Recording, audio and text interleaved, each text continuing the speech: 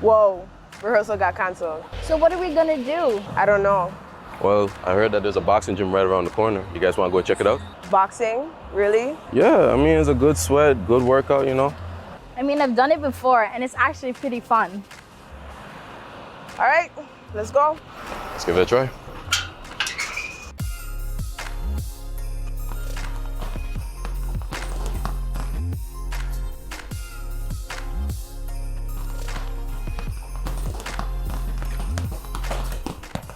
Are y'all guys enjoying boxing? Yeah. Great. Well, you guys should tune in and watch the Sports and Creative Industry Open House, which airs on Friday, August the 27th on the Facebook pages of the Department of Sports as well as Culture.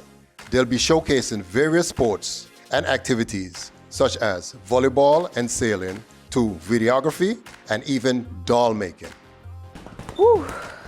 You know, as a dancer, boxing is really fun. And it's a good workout too. I told you so. So you guys gonna go and check out the Sports and Creative Industries open house? Yeah, why not? Yeah, me too. Looking forward to it. All right, sounds good.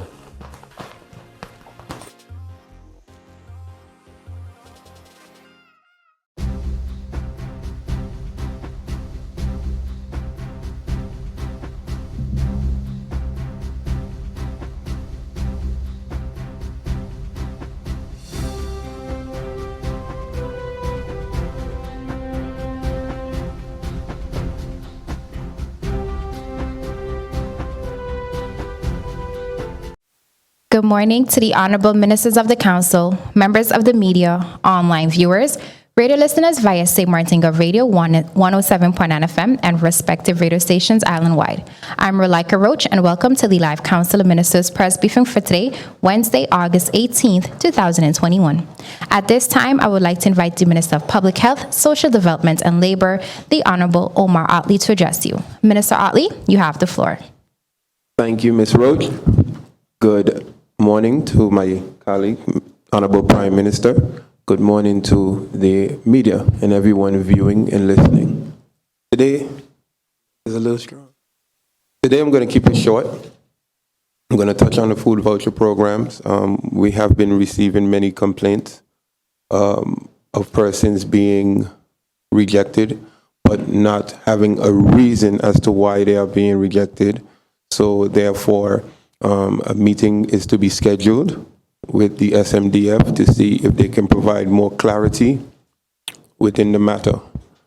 It was an emergency meeting requested by myself through the SG, so we are following up on it, and we will try to see how it can be more detailed and persons can understand the criteria better and understand why they may or may not be denied. On COVID-19, I guess you expect me to come and say the stats in 349. Nah.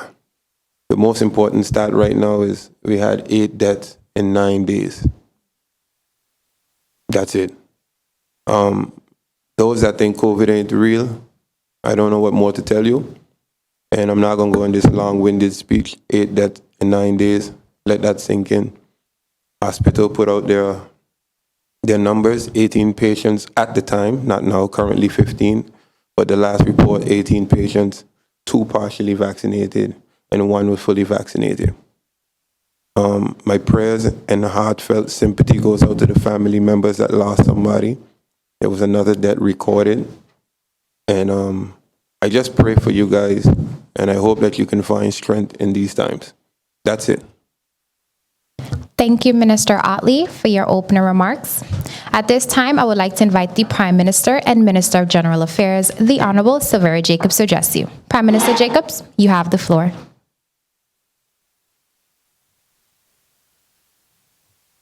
Thank you, Elika. Thank you. Good morning to my colleague ministers, also the Minister of Finance joining us. Good morning to the members of the media. Good morning to, of course, all the hard-working support staff of DCOM and to the general public following by whichever means.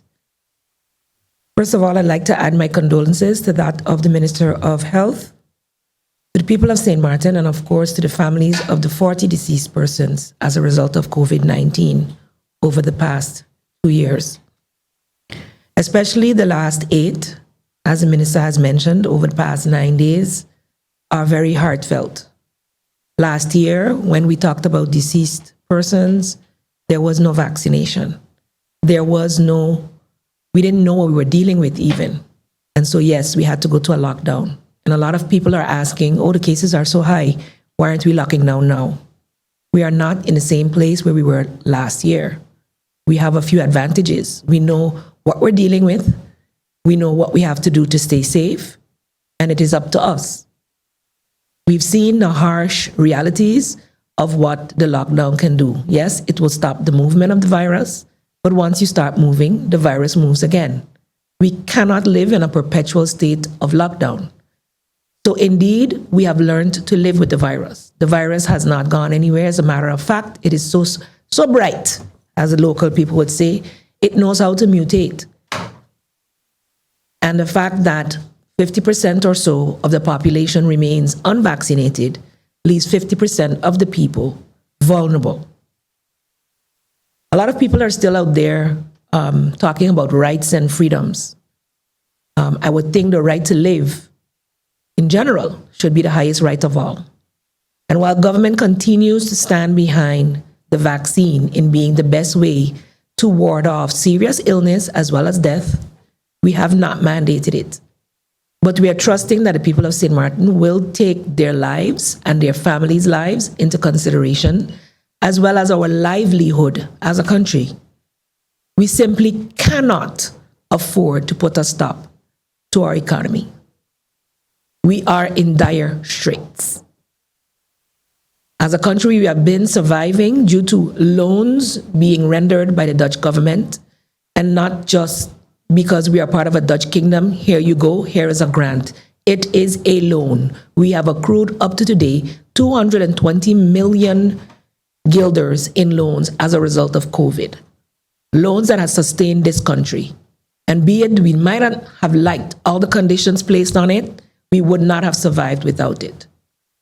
People would have gone hungry. More businesses that have closed would have closed.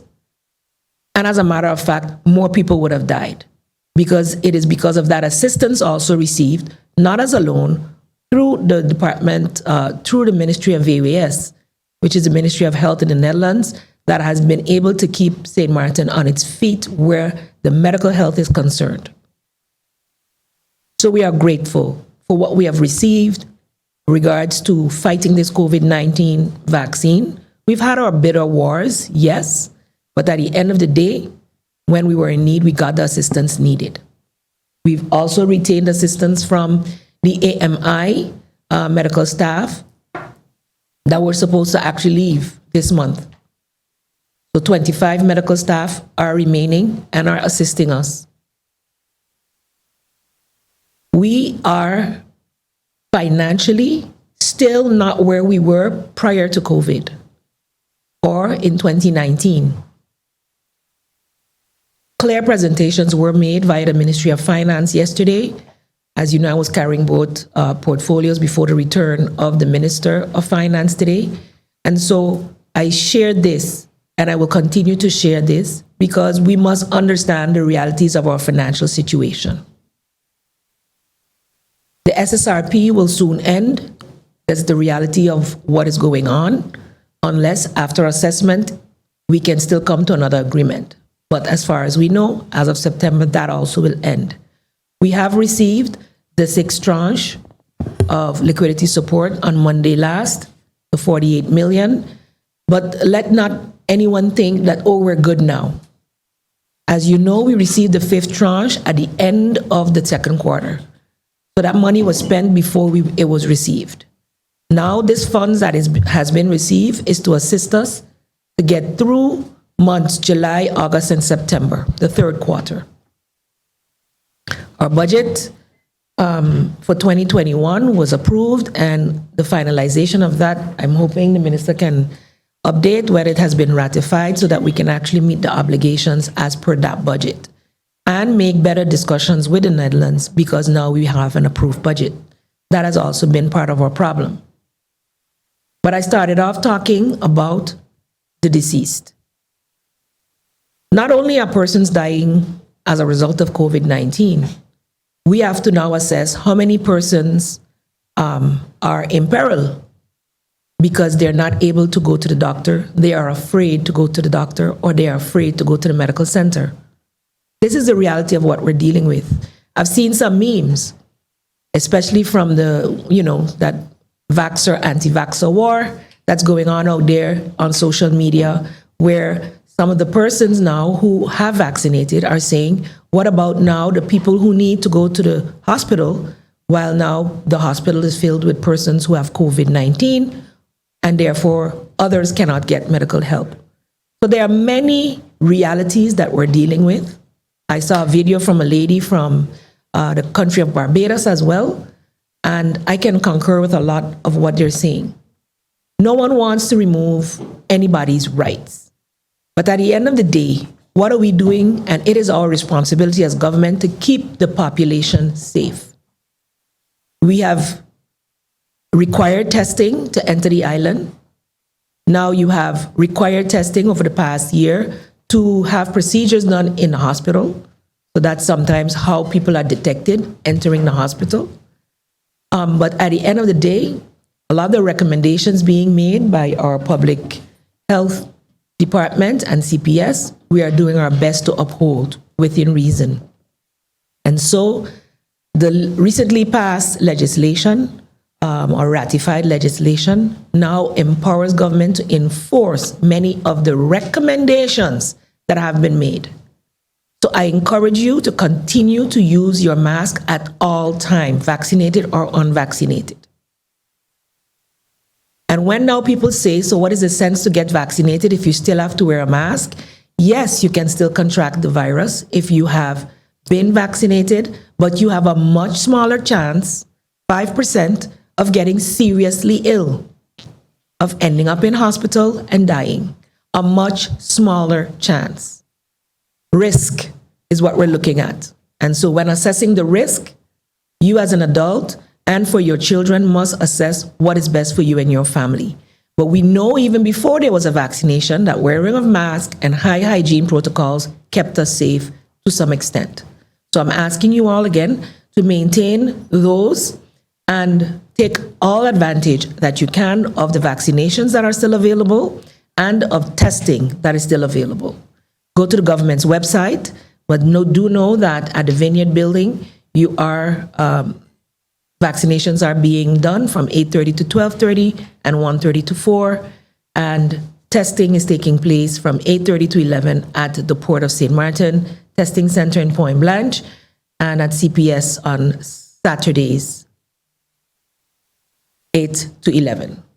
So Mondays through Friday and Saturdays at CPS from 8 to 11. This is an opportunity that I see also other countries who do not have the availability of the vaccine saying, we wish we had that. So I'm asking all persons, especially those who now feel the pain of a family member who is ill, of a family member who has died, of a family member that you want to protect because you can come into contact with them and make them seriously ill. Please do it for them. Together we can, and I wish each and every one that we can continue to see the numbers go down, that the recoveries come into play so that we see the numbers go down as they went up, and that we are as much as possible safe on St. Martin. I'd quickly like to take the time to congratulate Toshio Lake, son of St. Martin players, who has made the Eredivisie football team in the Netherlands, Fortuna Sittard, and actually came out man of the match in his debut. The parents, Tamiko Lake and Kirby George, congratulations. And as we are in the hurricane season, we did have we did get away from the last tropical storm over the weekend, but we will continue to be vigilant, continue to prepare, and ensure that together we remain as safe as possible on St. Martin. Thank you, and I look forward to any questions.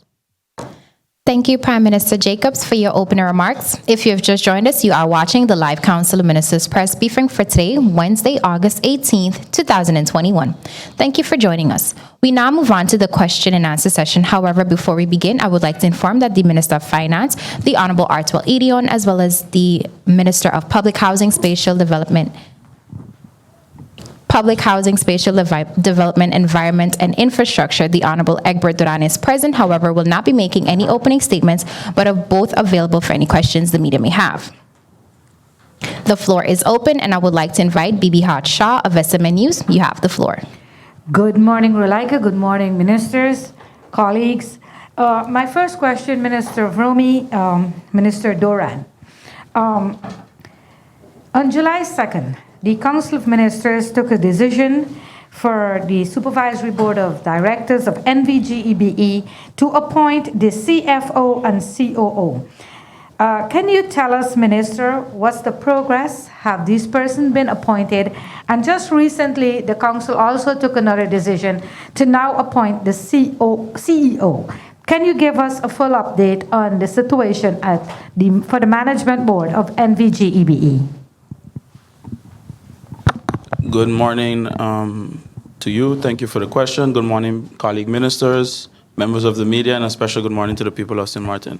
Well, the full update is basically that shareholders meeting will take place at the end of the month to formalize most of those points. They are in the negotiation phase with the CFO and the COO, which is much further along than that of the one with the CEO, which was recently sent to them. And I look forward to expediting the process and having it finally completed after, I think, two plus years of recruitment process. Thank you. Thank you, Minister Duran. I would now like to invite Ralph Cantav of St. Martin Broadcast. You have the floor. Phillipsburg Broadcast, I'm sorry. That's okay. You have the floor. Thank you, Ms. Roach, and good morning to everyone. My question is for the Minister of VSA about the food voucher program or meal assistance program. I know that it was slated to last for just 2 months. And do you foresee that it will be extended?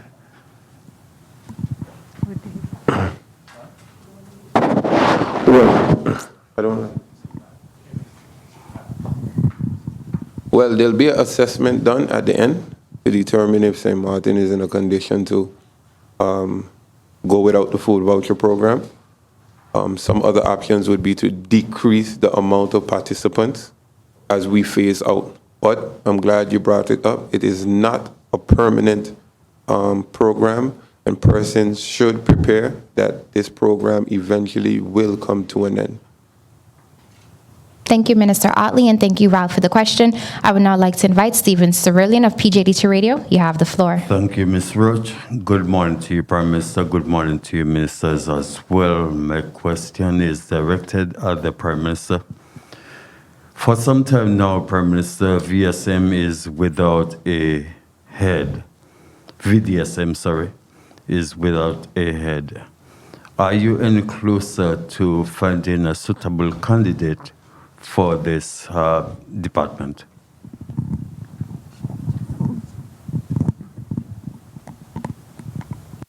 Thank you, Mr. Cerulean. Indeed, the recruitment for the VDSM head has been underway for quite some months. The final candidate, it was actually being carried out with the assistance of the Esawa Bay Group. The final candidate, there was a lot of discussions and negotiations, but it is unfortunate at this time that I don't have a final answer as to whether the negotiations have been finalized. Should this negotiation not bear fruit, we will then be continuing to seek such a person. In the interim, we do have an interim head that is carrying out the function with, of course, the limited resources that we have. And we continue to do, as we do in St. Martin, the best with what we have.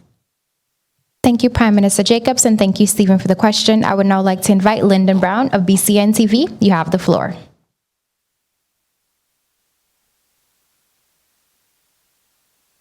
Good morning to the people of St. Martin and the ministers that are present here today.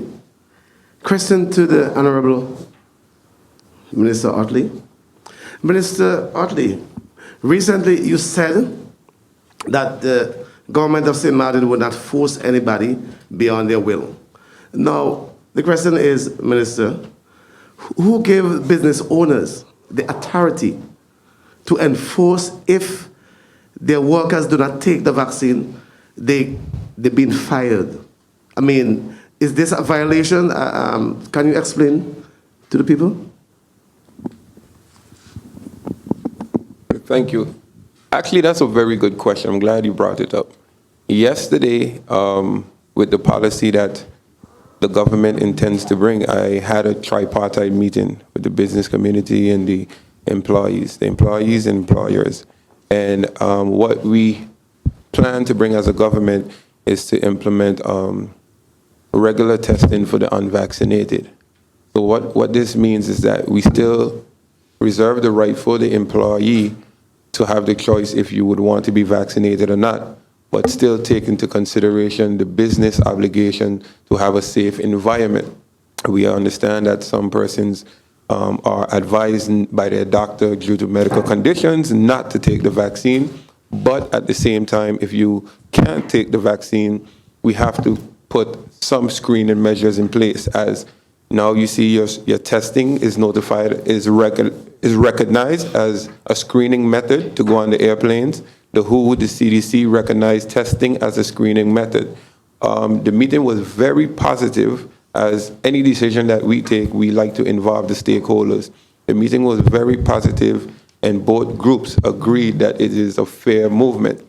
They had some questions, and it was agreed that once the draft, which is now at Legal Affairs, is finalized, it would be sent to the tripartite committee so that they can have their views and intake on it. The reason this is being done is for the same purpose. What we see is that many persons are using jurisprudence from the court verdict in Curacao. We have to be very careful, because the court verdict is a dissolvement of agreement in which the court said, okay, we understand that you have to keep your business safe, and the employee was paid out. Up to now, that is basically the only court case in our court system that we can relate to when it comes to mandatory vaccination.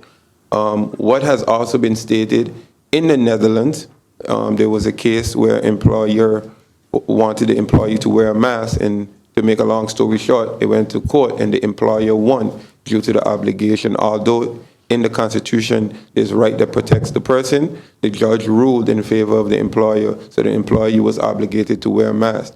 Now with vaccinations, what we notice we are seeing is that persons, business owners are allowing persons to ride their contract out, and in order to renew their contract, they are stating in the contract that vaccination is a requirement. Now, according to what I read in the Netherlands court case jurisprudence, this can be done. So when I made my statement against vaccine intimidation, I still stand by it, and I ask business to sit with the employees and find a way that we both can come to an agreement, hence the reason that this government is trying to put a policy in place that protect the right of both the employer and the employee, and ultimately one goal is safety. Thank you, Minister Otley, and thank you, Lyndon, for the question. I would now like to invite Jeffrey Dr. Sock-Sochran of Island 92 Radio. You have the floor. Thank you, Rolika. Good morning, ministers. It's a pleasure to see everyone.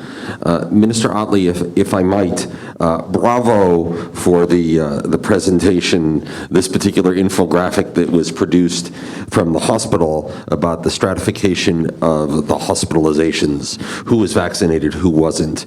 Is there a way, without intruding on privacy, medical privacy of individuals, that we can see the same stratification based on age, based on underlying medical conditions and vaccination, to help further drive down the message that vaccination is safe and effective? Thank you, Minister. Thank you, Dr. Sock. And again, so I would like to receive your congratulations and extend it on behalf of CPS and the SMMC who had involvement in such. There is conversations with my epidemiologist, Ava Lister, to now see if we can start to break down the monthly infectious rate on vaccinated and non-vaccinated. In the beginning, I didn't want to be a part of the separation. I wanted us to realize that we are in this together, and collectively it's a us problem. But inevitably, there has been a rift between the vaccinated and unvaccinated. And what we see now is persons saying, well, look, fully vaccinated persons are being infected, fully vaccinated persons are passing. So it leaves us with no choice now to present the numbers to say, yes, let's compare the numbers, let's compare statistics and the percentage of vaccinated persons infected. So to answer your question, yes, that is the plan to now illustrate the positive cases, how many were unvaxxed and how many were vaxxed. And as far as the underlying symptoms, we are in the process, the ministry are in the process with PAHO to start a healthy campaign in which we will do an updated health analysis, because the last one was done in 2015. So we will do an updated health analysis so we can get to really know the health issues within our population and prepare persons for later down. Age stratification too, Minister? Age stratification too as well? Yeah, we have that, but that is internally at the moment. So I would have to have a conversation with CPS to see, everything is privacy issues when we deal with medical personnel. So I would have to have that conversation with CPS. Thank you, Minister Otley, and thank you, Dr. Asaq, for the question. We now move on to the second round of questions. Bibi Hatshaw, you have the floor. Thank you, Relaika. My question is for Prime Minister Sylveria Jacobs. Prime Minister, I'm going to ask you this question as the head of the Council of Ministers, because I know you worked on this when you was the Minister of Education some years ago. Introducing the bus pass, Minister, I anticipate this is to help government cut costs. And the reason I ask you this, I know as when you was Minister of Education, you tried your utmost to streamline and to regulate the school busing transportation. If by introducing the bus pass is to cut costs, can you tell us exactly how much government is anticipating saving on school transportation? Thank you for that question, Ms. Shaw. I don't have the exact numbers. I know definitely, as many who have followed this, that the Ministry of ECYS and TEAT, we put a work group together several years ago that were working towards a school busing policy wherein the bus pass played a role. As a matter of fact, once that work group was established, it was clear that already between the police and some schools, there was a group working to get bus passes in, a kind of school ID/bus pass. What we had found back then was that we had some 67 buses on the road, whilst based on the study that had been done, 40 buses would have sufficed for the amount of children registered to use the bus. Now, there are many reasons why there's so much traffic on the road. More parents would allow their children to use the bus, thereby filling the 67 buses. However, based on safety, based on security and discomfort with the situation, that wasn't the case. So by introducing a bus policy that would improve safety, improve security, be able to give the checks and balances to government for the bills we're paying, because we were paying per bus or per trip and not per child. So that would allow you then to charge per child and hold the bus then accountable to say they're actually putting more children on the bus and you're not paying the same amount for a bus with 4 children as a bus with 60 children as the maximum allows. So that is in line with cutting costs, yes. Since then, of course, you had the pandemic, so you weren't allowed to have a lot of children on the bus. So in that case, the bus drivers were still able to collect. However, to bring the much needed checks and balances, the policy is being finalized, the bus passes are being put in place, but I cannot tell you at this time what the savings is. I think the savings will be more in the long run, not just for government, but for people in general, because the way we were striving for it back then was that government is obligated to provide transportation for children who otherwise would not be able to get to school. So that's where it ended up being that it was only 40. So only 40 buses would fill the children that had registered with all this zoning and the districts, etc. So with more safety involved, we'll be able to maintain a higher level. So it may not save us in the long run, but there will be more accountability for the money spent, and there would also be less traffic on the road, more, let's call it safety on the bus as well, to and from school. Thank you, Prime Minister Jacobs, and thank you, Bibi, for the question. I would now like to invite Ralph Kantav. You have the floor. Thank you. My question is for the Minister of Finance. And my question is, now that the SSRP is slated to come to an end, will you be republishing the names of the companies who receive the support? And also, is the 2022 budget, will the 2022 budget be prepared in time for the deadline next month? Thank you for your question, Mr. Kantav. Regards to the SSRP, we have been publishing the names, so we've sent the names to the media, I believe, about 2 months ago.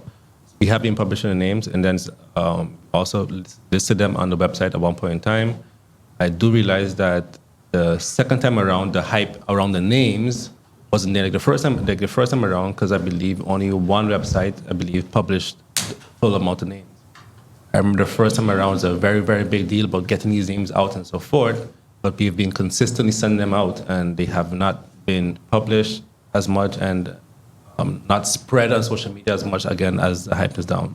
In regards to the budget 2022, it should be on its way to the Council of Ministers this week, hopefully to be approved next week and then sent on to the High Council.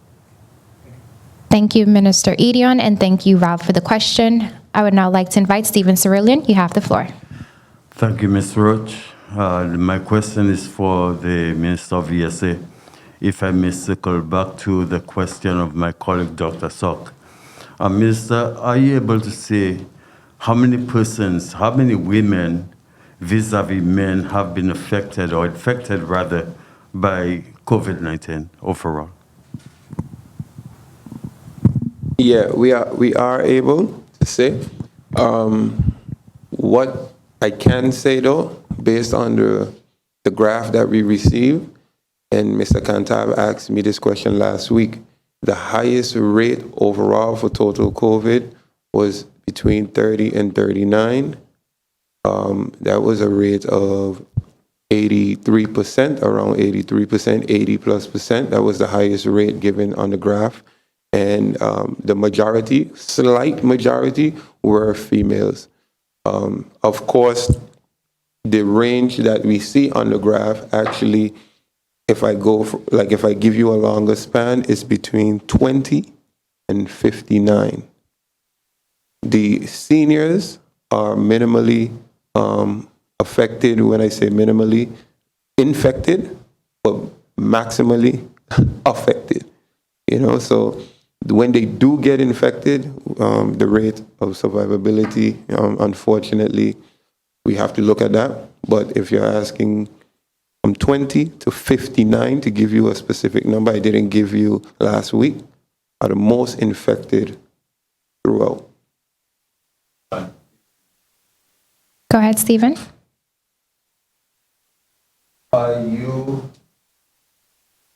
Has it been determined, Minister, as to why the slight increase in female more than that of men? Well, what I would say is that we know men. Men never sick until it's too late. That's just a thing, testosterone in men. We always, if it's not dire, and that's the problem, that many persons that come to the hospital come in that dire state. I see people where they tell me, I'm not feeling too good, and I would tell them, well, go test. And then their first response is like, oh, everything is COVID. No, nobody can get a flu. I agree. But the only way you can know if it is a flu or it is COVID is to go test. So what happens is they go through, they have symptoms, mild symptoms, and they just don't test because it's not affecting them to that ability. But what happens when you don't go test is you go out and you spread it. Hence the reason for the increase. So, and with one note, I must say right after here, I have an emergency meeting while we're on air. We have an emergency meeting with the Inspectorate Department, and Prime Minister touched on protocols, and there will be daytime inspections, zero tolerance, Annex A, in which all businesses received upon opening from the lockdown when we were in state of emergency last year. Every business received this protocols in which they need to follow to be open. I'm talking restaurants, banks, nightclubs, anywhere. Because nightclubs are not the only cause of the spread. What we are seeing now is that no matter where they may get it, we realize a lot of clusters are coming from work environment. Not saying that it started there, but most of the reports are happening there. So definitely strict protocols are to be followed. Everyone, our business owners, we asked from last week, get your protocols in place. There will be stringent inspections going on from today in the day as well, not only at night. So fines will be given, and if violations are met after a fine is given, closure will have to be an option. So I just want to get that out there for all the businesses. There will be strict inspections going on. We need to protect ourselves, and we need to protect the public. Thank you, Minister Otley, and thank you, Stephen, for the question. I would now like to invite Lyndon Brown of BCN TV. You have the floor. Question again to Minister Otley. Minister, you mentioned recently race to normalcy. Presently now, the people of St. Martin are fearful, Minister, and the people need hope. What the people are saying again, that their human rights have been violated. There was a small group outside of the government building recently, Minister, and the government of St. Martin received a document. Would you be pleased to comment on the document, what exactly the document means? I won't really comment on a document, but I will comment on something that you said, that people feel like their rights are being violated. And the main difference with the French side and the Dutch side is that nothing is mandatory on the Dutch side. The people themselves on the Dutch side, regardless of vax or anti-vax, can never say any of us here at the Council of Ministers have forced vaccination. Any of us. Hence the reason, again, us being transparent, had a meeting with the tripartite committee involving the workforce and the labor force, the union members, to explain to them the procedures in which we plan to take the policy of regular testing. Everything we do is in the benefit of our people. At this moment, nothing is mandatory. So I would like to get that message out there. Regardless of your belief, vax or unvax, if persons come and say they are making it mandatory, that's not true. Hence the reason, visibly, we can see the difference between the French side and the Dutch side. So nobody human rights are being trampled on. Thank you, Minister Otley, and thank you, Lyndon, for the question. I would now like to invite Dr. Salk. You have the floor. Thank you very much, Roleka. Minister Otley, I'm sorry to put you in the hot seat again today. Question for you. I see that we changed the total population number in our graphic because we've now included the over 12. The previous total population, the goal was, as your campaign was, the drive to 85, an 85% vaccination rate. So we wanted to fully vaccinate 85% of the total population. The new infographic kind of eliminates that. It just has the eligible number and it eliminates the whole 85%. Has the goal changed? Are we changing things? And and along those lines, there's been a number that's been floating around in the media in various reports saying that we only have a 35% vaccination rate on Dutch St. Martin. I can't back into that number. Maybe you could explain a little bit and enlighten us. Thank you, Minister. Thank you. I'm glad you brought that up as well. The number was changed for the same reason. In the beginning, we were using the adult population. And what was stated that we were required to vaccinate 85% of our adult population, which is 18 and up. We started to administer testing to those persons 12 and up. So therefore, we could no longer use the number from the adult population. The reason why right now you see only 62,323 persons, because that's the latest numbers that we received between the census and our stats department as the population registered on St. Martin. In the beginning, experts were saying you need 70% of your entire population and 85% of your adult population, either or. So now that we are using the entire population, we have a meeting with VWS to see if the requirement is still 70% of your entire population. So I didn't want to, number one, we changed the numbers for a legit reason. We are now doing children 12 and up, so we could not use adult population. But I didn't want to, at this time, without any confirmation, put a required percentage to it. Because as you know, in the beginning, it was 70%. Then it went to 75. Then it went to, 85 of your entire adult population. So we are using the entire population figures right now. The one thing that we know is correct, the numbers that we provide for first-time shots, the numbers that we provide for second-time shots, and the numbers that we provide for the entire population.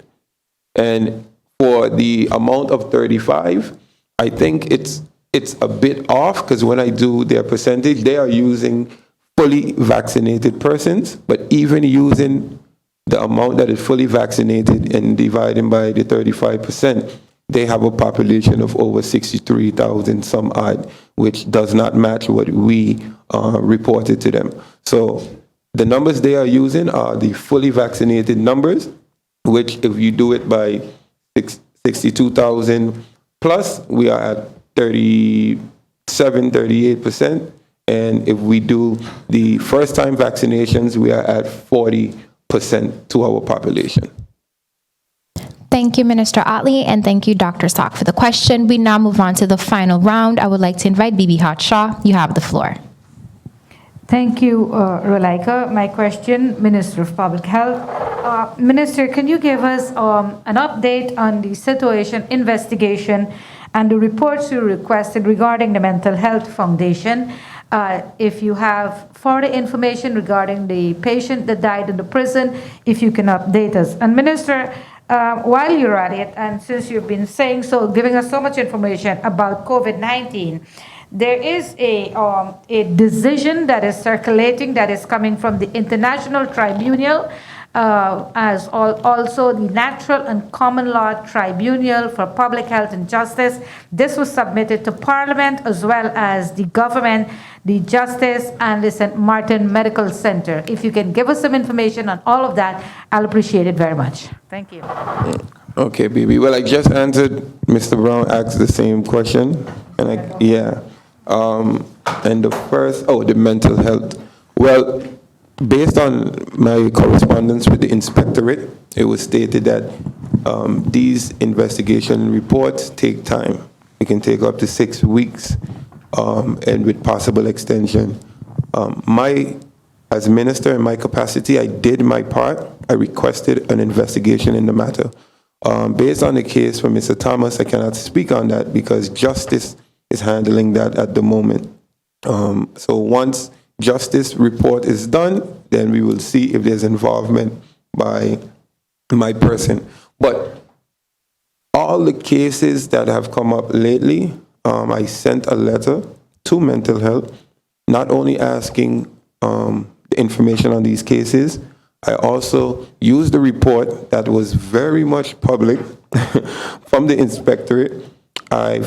Based on the requirements, the remarks from the inspectorate, I immediately asked mental health to provide me with answers of calamity reports of their process with appointing directors, their process for emergencies, and when they plan to handle what violations were stated by the inspectorate. So I have done that. That letter was formulated and sent this week.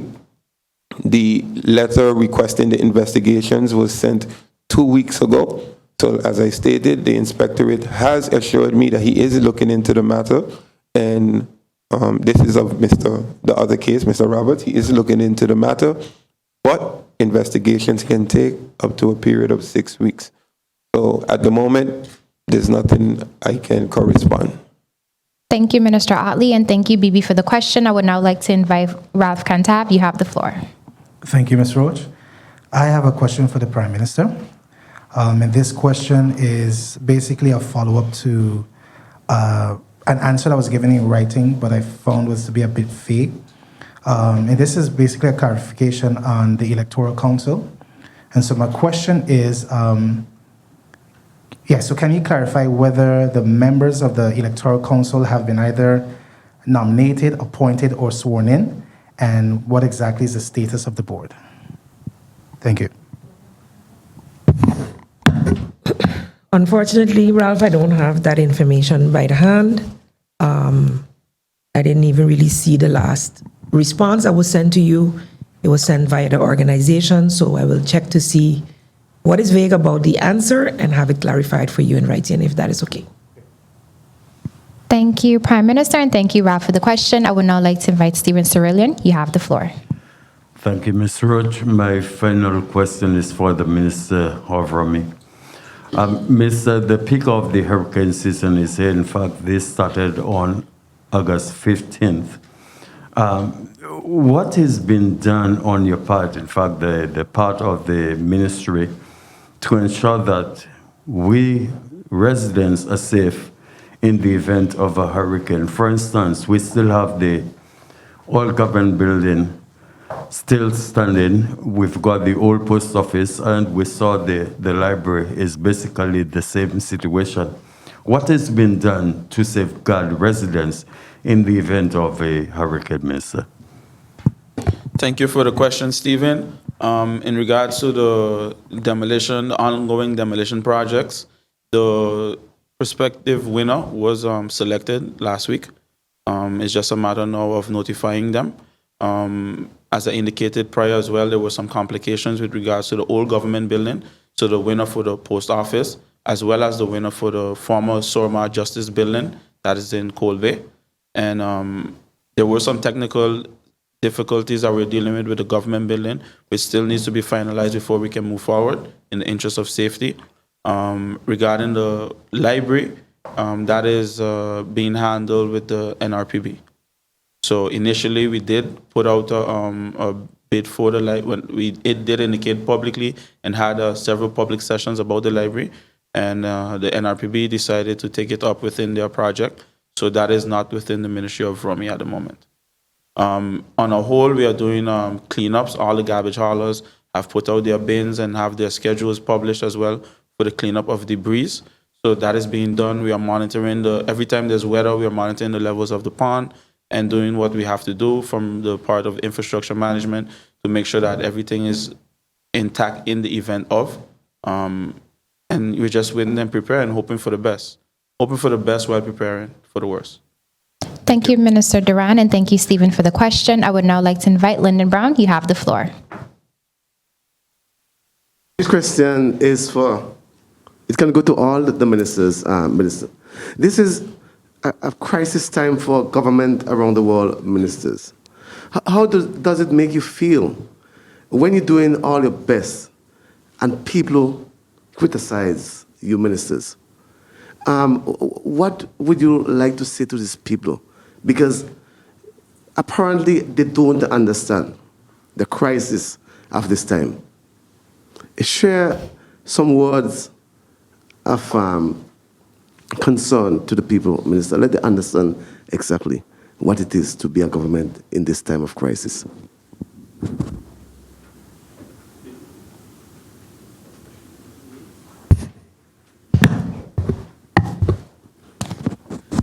I see my colleagues have left it to me to respond to this question or this statement by Mr. Brown.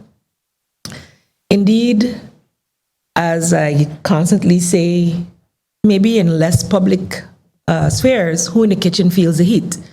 That's the simplest way to put it. With leadership comes responsibility and accountability. And of course, you will face, as they say in Dutch, hoge bomen vangen veel wind.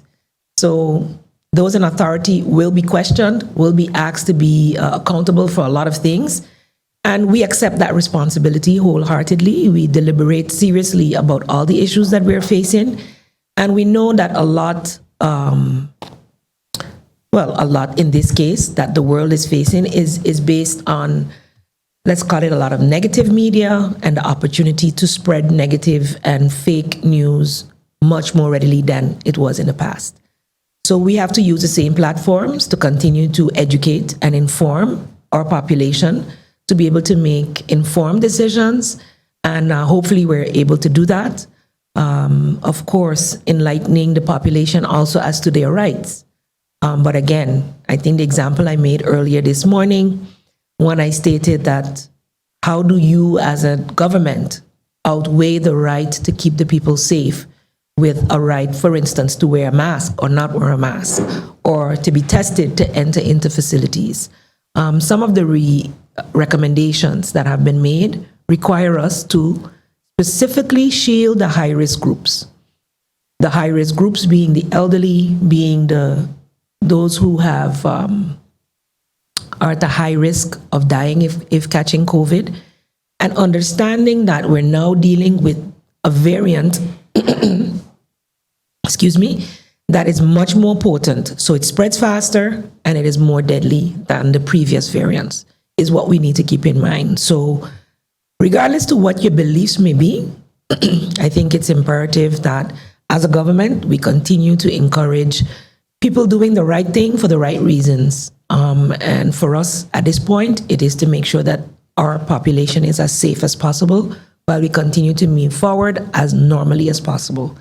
So with that, we accept that responsibility and the criticisms and advice that come forward, and we hope that people will open their minds and also listen to the reasons given behind decisions that are made, understanding that it is for us the best decisions that can be made in the moment.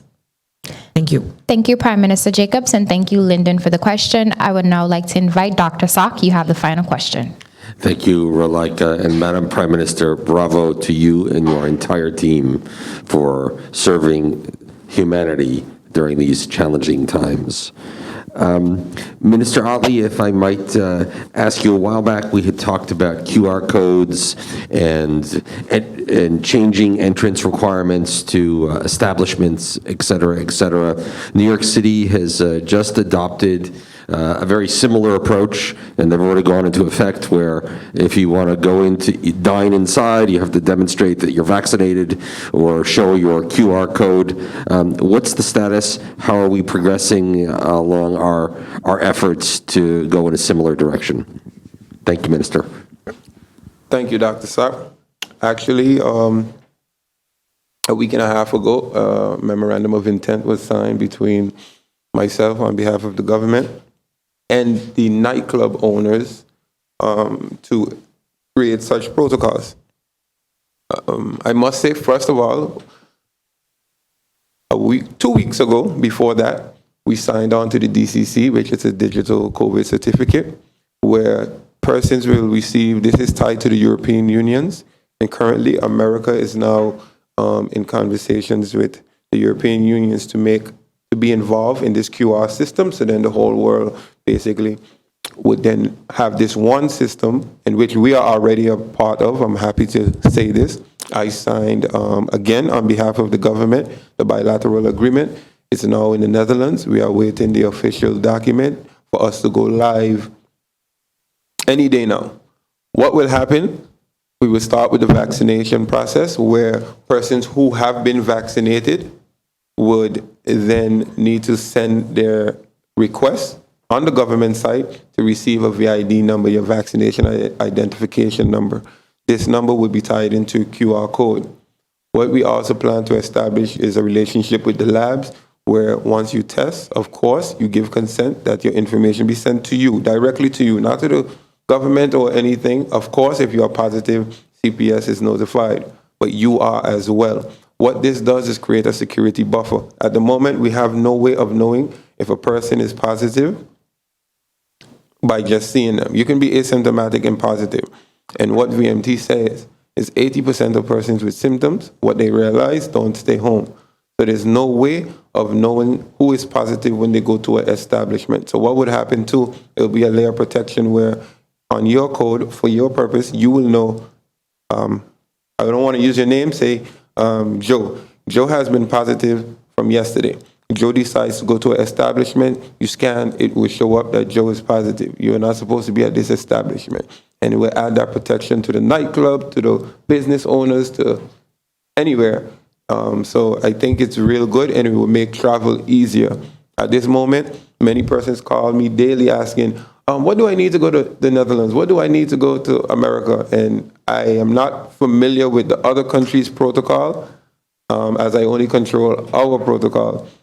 So what would happen with this QR code? You can simply type in the country, and based on your status, your vaccination status, your testing status, it would automatically tell you if you are approved to go to that country. So in a nutshell, we have signed on. We are waiting on the official document from the Netherlands, and we will go live anytime soon, in which persons will be required to send their information to receive this QR code. Thank you, Minister Otley, and thank you, Dr. Sack, for the question. Members of the media, this does bring us to the end of the question and answer session. Once again, thank you for joining us. Any further questions can be sent to the Minister's Cabinet in writing. I would now like to invite the Minister of Public Housing, Spatial Planning, Environment and Infrastructure, the Honorable Egbert Duran, who would like to provide a few remarks. Minister Duran, you have the floor. Thank you for your indulgence, Ms. Roach. I just received information regarding a potential road closure this weekend. So the road closure in connection with the repair works at the intersection at Middle Region Road, that meets the Halderby intersection which connects Soccer Garden to Middle Region. Due to the damage of the road that has been caused by the water in the foundation, the road will be repaired. This type of repair will be required to close off the traffic going through the Phillipsburg area through Soccer Garden to minimize inconvenience by the roadworks during the upcoming weekend. Motorists traveling to Oyster Pond or Belvedere through Soccer Garden will need to detour through Madam Estate and vice versa. Motorists traveling from the front side or Oyster Pond can reach Phillipsburg via Madam Estate as well. These repairs are scheduled to take approximately 2 days. This intersection has been damaged for quite a while now, and every time we repair it, it gets damaged again. I was informed by the experts that it has to do with a sort of a well that is there, a sort of a spring. So we're trying out a different approach to deal with the situation. So I just want to indicate to the public that it will be published so that you can know exactly when and where. And we apologize for the inconvenience and look forward to your cooperation. Thank you, Ms. Roach. Thank you, Minister Duran. Honorable Ministers of the Council, members of the media, radio listeners, and online viewers, this brings us to the end of the live Council of Ministers press briefing for today, Wednesday, August 18th, 2021. For rebroadcast, tune in to St. Martin Gov Radio 107.9 FM, the official Facebook page of the Government of St. Martin, the YouTube channel Government of St. Martin, and St. Martin Cable TV channel 115. For video on demand, log on to the Government of St. Martin's YouTube channel. On behalf of the Department of Communication and the Government of St. Martin, I'm Roleika Roach, and wishing you a pleasant day further.